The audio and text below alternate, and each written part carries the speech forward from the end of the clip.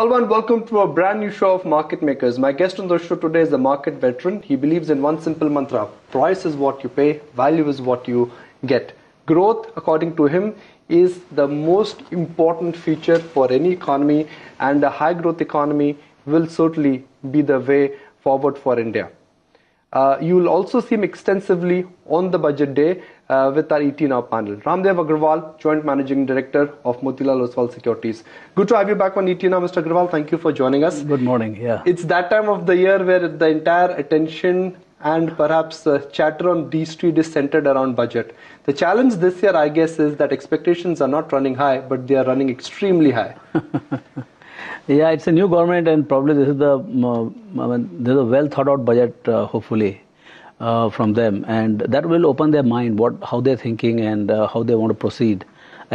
Despite the fact that they have said that budget is, this event is of course big, but there's nothing that stops them from doing 365 days, coming out with the regulations and things like that. So the issue is that, where the government expenditure, direction of government expenditure is. What kind of deficit they'll have, what kind of capital expenditure they will have, what kind of projects they want to take up, well with the thrust of the budget. How much they have thought about putting the growth on track.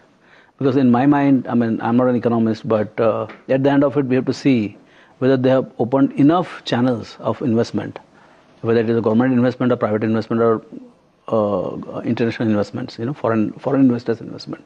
I think they have to just get this the blockade onto the investing side. And on the consumer goods and services side, I think there is enough investment and people find way to invest and cater to the markets. But what happens to the infrastructure side? And that's where the huge opportunity is. Whether in Mumbai, state of Maharashtra, or the whole nation, you can go do trillions and trillions and still not stop. So it's an amazing opportunity to make it happen. Now, making it happen is all in the hands of government. Yeah. So how they will make it happen? How this ball will start moving in terms of making the roads rapidly, making the ports rapidly. So I think that's what hopefully people will keep watching on 28th. Now, Mr. Agrawal, frankly, the finance minister has been extremely lucky. Global commodity prices have come down, the stock markets are vibrant. So how can he encash on that? Yeah, so first thing is the pressure on him to dole out subsidies, because of rising petroleum prices to the particularly farming lot, in terms of lower diesel prices, lower fertilizer prices. Those things are, at least the diesel side is behind, which itself is about 1 lakh crore. Then you have the fertilizer prices. Hopefully the prices will be lower, and hence what you give by way of subsidy by government would be lower. So I think continuous subsidy pressure will be lower. That is one thing very clearly. So government finances will be in good shape. And hopefully, I'm not in know of it, but this year they have cleaned up all the bills pertaining to this year as well as earlier backlogs which Mr. Chidambaram or any other government would have left. So it is expected that starting from 1st April 2015, they will have the new checkbook and new allocations. And I think it is not about quantum of expenditure, but the quality of expenditure. So if you spend 100 rupees and you get worth of it only 25, if that can be increased from 25 to 50, by honestly not delaying or helping the actually businessman executing the projects very quickly, I think that will make a huge difference. The most important number, at least for Indian budget historically, has been the fiscal deficit number. Yeah. If I look at the earlier number which was communicated by the previous administration, the number is 3.6. If the fiscal deficit number for FY6 is nowhere close to 3.6, will that disappoint the market, or markets will ignore it? I wouldn't read so much into, of course that's an important number, but I think what they want to do with the money. See, the government's tax revenues are, what is their resource mobilization effort? Because only from the tax revenues, there's not much scope. So what are the other extra, outside the budget? What are the avenues they're opening for the savings, domestic savings and international savings to flow into the infrastructure? And that doesn't flow just like that, because they're very hard-nosed investors, private, domestic private or global private. So government has to actually handhold and help them. Why don't they have 5,000, IS officer type empowered officers to take care of each and every project? Instead of the project guys going around in the town and figuring out my file is from here to there and 1,000 permissions, why can't there be an import officer from day one? He receives the file and processes it and gives it back to him. So something like that, I mean, how committed is government to making sure that the private money, whether it is international or local, flows into the projects in big way. I mean, in a really meaningful way. I mean, 100, 200, 300 billion dollars starts flowing in. So I think the government's business is to help the business, rather than obstruct. Ease of doing business. But fundamentally, government's job is to help the business rather than obstruct the businesses. I think so far, at least we have not seen. We have seen some relief, but in last 8-10 years, it had become so bad that businessmen would not expect any help, even however genuine it might be, from government. But government has all the power on the land, so they can actually turn around and say that we will be the biggest helper for you to do the business. So I think that's the opportunity. Right, Mr. Agrawal, the sentiment surely has turned around. The feel-good factor seems to be coming back. But if I look at the real economy, whether it is steel demand, cement demand, credit offtake, on-ground activity has not picked up. Why is that? Yeah, because it takes time. I mean, the slowing down economy, and you want to turn around. So you start giving permissions, and all the things were blocked. So you're slowly opening up small things, and government expenditure itself is not great till 31st March. It can't be great because the money is not there with the government, with that tight fiscal regime they want to have, 4.1% or whatever. That doesn't allow them too much of leeway. As we've seen, most of the deficit numbers are already through. So I think they're really concerned about writing checks for the projects, which will start happening hopefully from 1st April. So that is one. Second is that all said and done, public-private partnership and private investment into the infrastructure project, that has come to completely standstill. Projects are still stuck. They're not in great shape at all.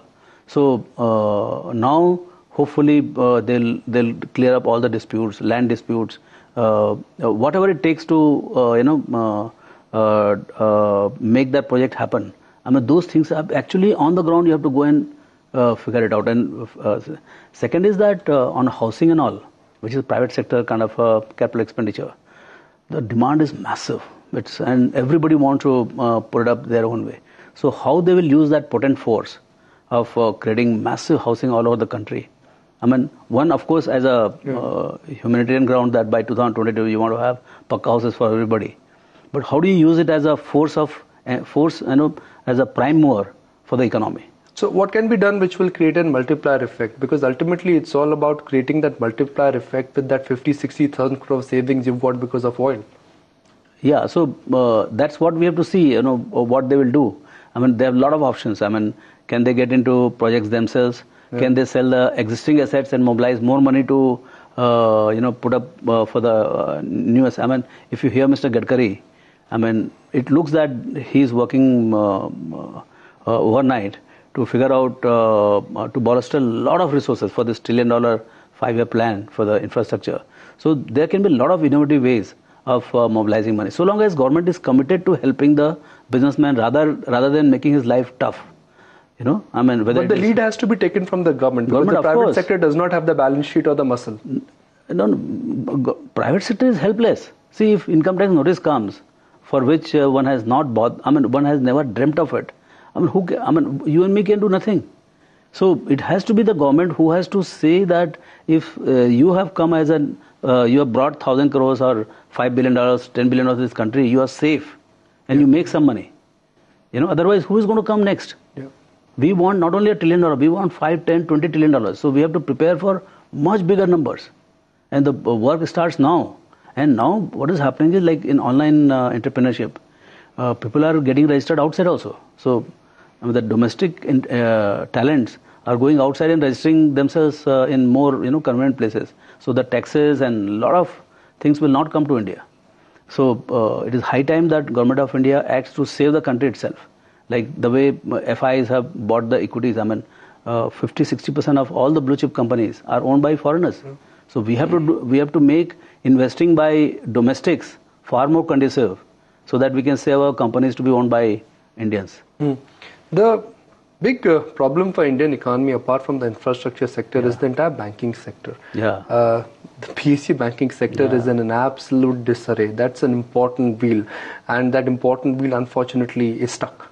Yeah. So I could see from my limited understanding, there are three big problems for government. One was the oil sector subsidy and all. So that had shot itself down in the sense that oil has collapsed from 110 to 50. So that has. So God has taken care of it. God has taken care of it, and I think government has also moved and deregulated things, and whatever is the backlog left, I hope they will not come on the way and again go back to the old times. One is that. Second is the PSU banks, and third is power sector. So power sector, I think in right earnest, they started this coal block and all, and I believe with the lower cost of electricity, the losses which are there today of 60, 70, 80,000 crores per annum, that probably will be to some extent taken care of. But I think that still remains a problem, the T&D losses, which is there. I mean, what exactly to do with that black hole, which is there in the system? I think they have to come on top of it for a sustained, build up in the power sector, because power sector can also be a source of huge sustained growth, and it brings instant productivity gain. I mean, in a village, if you energize that village, suddenly the life becomes more than, from 10 hours it becomes a 20 hours life. So clearly, the benefit of that is very big. But I think the PSU bank, that challenge remains a serious one, in the sense that there's like a lot of ideological issue that whether government wants to go below 51% or not. And it's not about privatization that you give it to an industrialist or something like that. But at the end of it, I think the solution has to be found to make it very, very viable and vibrant. But there is no easy solution. I mean, because problems are so big that the solution cannot be that easy. But it also doesn't mean that there is no solution.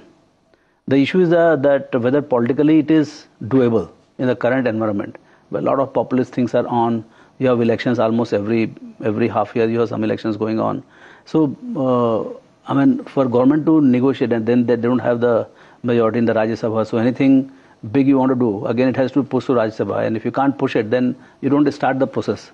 So those are the constraints the nation has. But yet 70% of your banking is in PSU banking, and somehow that segment is not in great shape.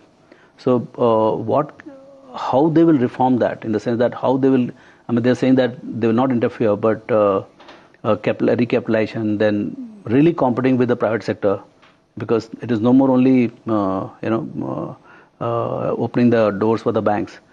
You have to actually go and compete on the ground, otherwise you will not make money. So how do you bring this particular segment into life? So, and then you have the mother of all is the interest rate. Yes. Which is still, we have probably few countries which are at such high levels of that interest is outside rate. the scope of budget. Interest. Yeah, it's not. But I think the governor's decision for the direction of the interest rate, a lot will depend on what happens on the fiscal numbers and whatever he reads into the intentions of the government. I guess the quality of spending is the most important factor which the FM needs to highlight. Yeah. So one is what he proposes. Second, what is going to the impact in the real economy, because external world is so much deflated still that exports are not there. Everybody is trying to push imports into this country. So it has its own challenge. The commodity prices slump. So a lot of industries here, though they are not facing demand slump, but they're facing the margin slump, because say China dumps steel at some discounted price. So here demand is there, but if the price is not right, then what do you do? So I think a lot of challenges are coming, which was not known say 6 months back. So it's not going to be an easy way to bring the growth out. So only after the budget so you need, since you don't have external help, you need a double domestic effort to push the growth, and whether that extra effort is visible from the government side in pushing that growth is to be seen.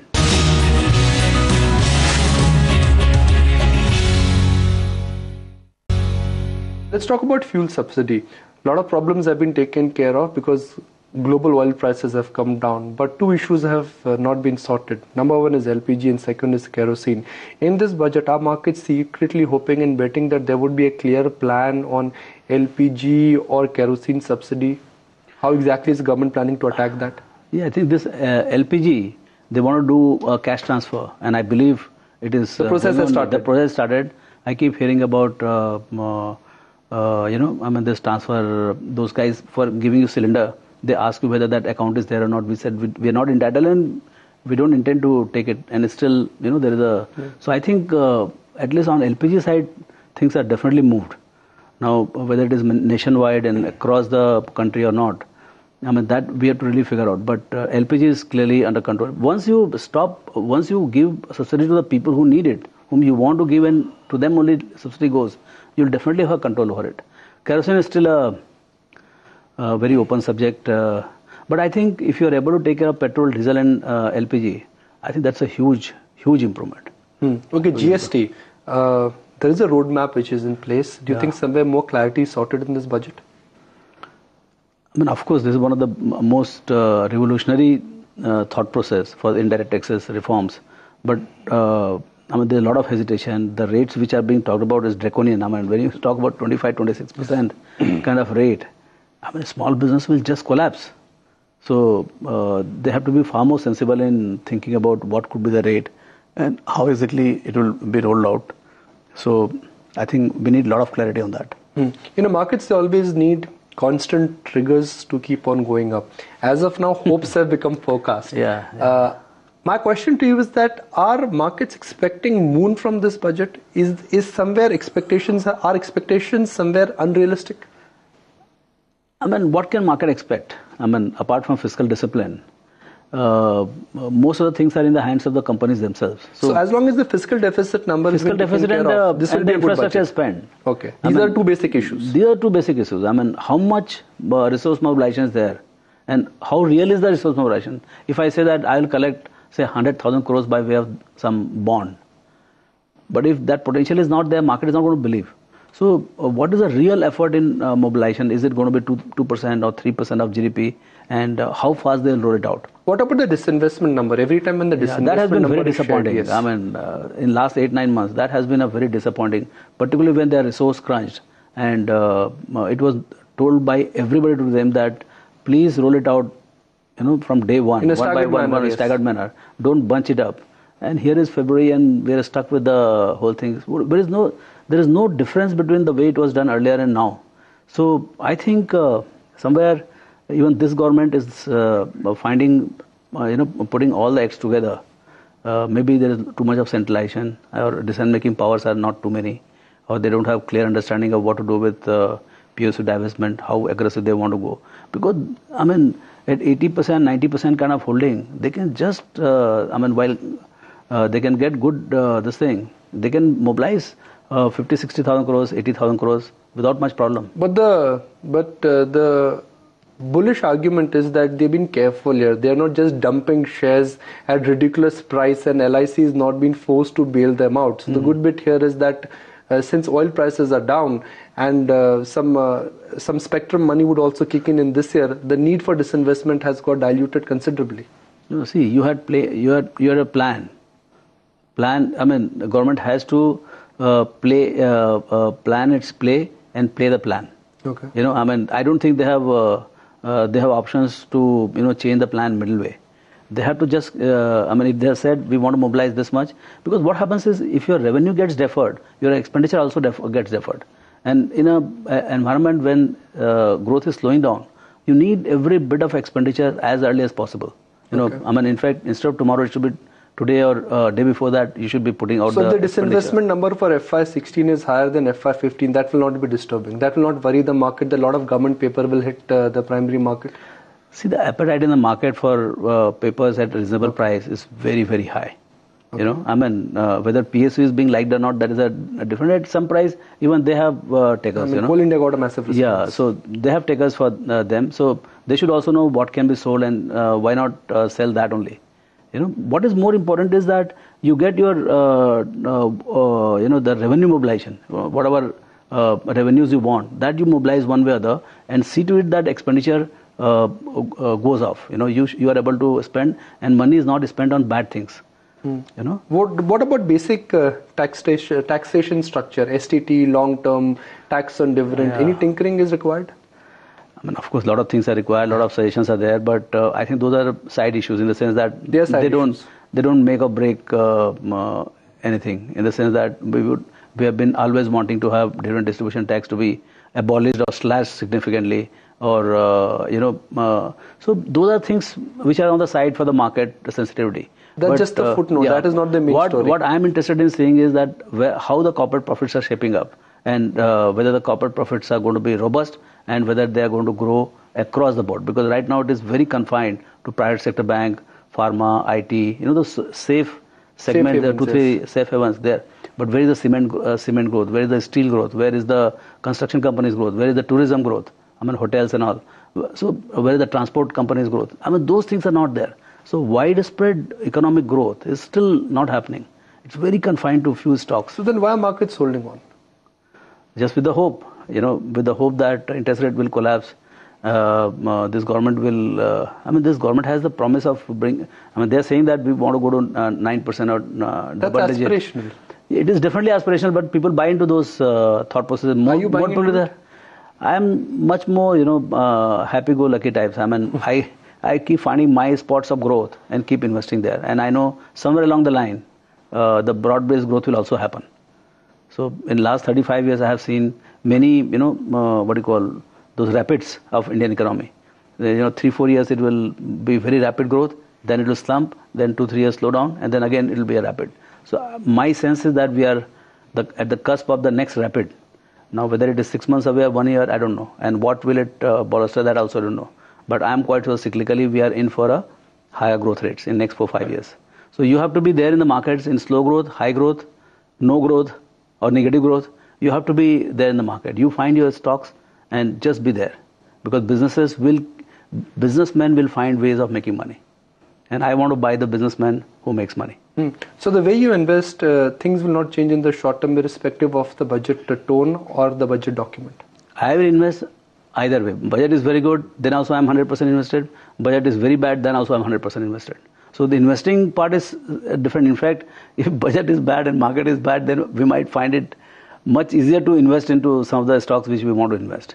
But budget should be good, it should be growth oriented, and growth gets a kicker so that everybody has a good time. But ultimately, it's all about earnings. Yeah. You want to bet on companies and businesses and entrepreneurs which can grow higher than the industry average, which have a good business model. Yeah. So if the economy is not growing, can individual companies grow? Yes. They can. Yeah, economy. So if the economy is growing at 5%, so say 100 companies will grow very well. If economy is growing at 3%, then maybe 50 companies will grow. But there will be growth spots in every economy. Say housing is growing irrespective of whatever the situation in the economy. Or, some of the consumer products are growing. Some of the pharma exports are growing. Some IT companies are doing wonderfully well. So there are some local factors, there are some global factors, there are some industry situations where value is migrating from motorcycle to scooters, so something else is growing. So you find growth situations in the economy. But when the economy is growing at 7%, 9%, then you find many more situations. Yes. So right now, challenges to find... Then it's easy to participate. Yeah, it is much easier to participate, and it is much more broad-based. Everybody doesn't pile onto the same 30-40 stocks. Yes. One of the problem today is that there are very few stocks which are good quality and growing. Now what happens is the entire market is converging onto those stocks. There's a buying panic there. Yeah, you can say that, yeah. Okay, so if I have to summarize today's interaction broadly, your take is that budget is important, but this year's budget is not make or break. It would be crucial to understand from the finance minister on how he wants to repair the economy. But even if budget is disappointing or slightly below your market expectations, that will not change the way you invest.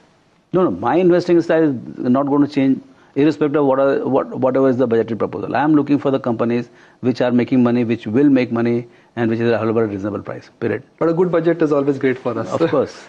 Let's appreciate your time. Glad you could join us. Thank you. That's it on this edition of Market Makers. I'm Nikunj Dalmia signing off. Thank you for watching the show.